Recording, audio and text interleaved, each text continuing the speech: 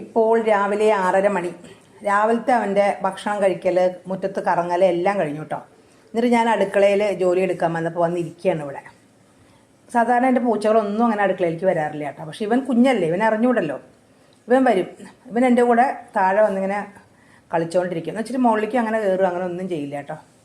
ഇവിടെ അടുക്കളയിൽ ഇട്ടേക്കണ ഈ ചവിട്ടിയിൽ അവന് കിടക്കണം.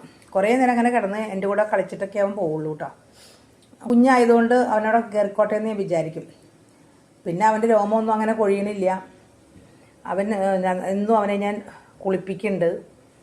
ഒരു കുഴപ്പമില്ല, ഏട്ടൊക്കെ സമ്മതിക്കും. തല ഒഴിച്ച് ദേഹമൊക്കെ കുളിപ്പിച്ച് തുടപ്പിച്ച് വൃത്തിയാക്കും, എല്ലാം സമ്മതിക്കും. നമ്മുടെ ചിണ്ടൻകുഞ്ഞ് നല്ല കുഞ്ഞാണേ.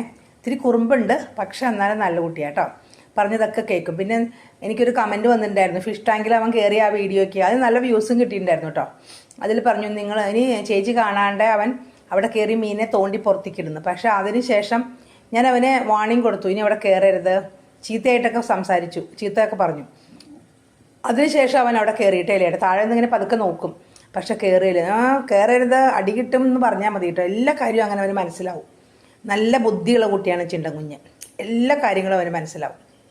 മിടുക്കനാണ് അവൻ, മിടുക്കൻ കുഞ്ഞ്. മിടുക്കൻ കുഞ്ഞ് ഇന്നലെ മിന്നു കണ്ടനോട് തല്ല് പിടിക്കാൻ പോണു. നമ്മുടെ മിന്നുക്കുട്ടനുണ്ടല്ലോ ഇവിടെ, അവനോട് ഇവൻ തല്ല് പിടിക്കാൻ പോണു. അപ്പം എങ്ങനെയുണ്ട് ഇവനാള്? എങ്ങനെയുണ്ട് ആശാനെ? എല്ലാവർക്കും ഒന്ന് ഹായ് പറയൂ. ഇതേ മോനെ ഇഷ്ടമുള്ള കുറേ പേരുണ്ട്, എല്ലാവർക്കും ഹായ് പറയുടെ ചക്കരെ. മുത്തുമണിക്കണ്ണേ, മുത്തുമണിക്കണ്ണാണോ ഇത്? സുന്ദരിയാണോ? ഹായ് പറയൂ.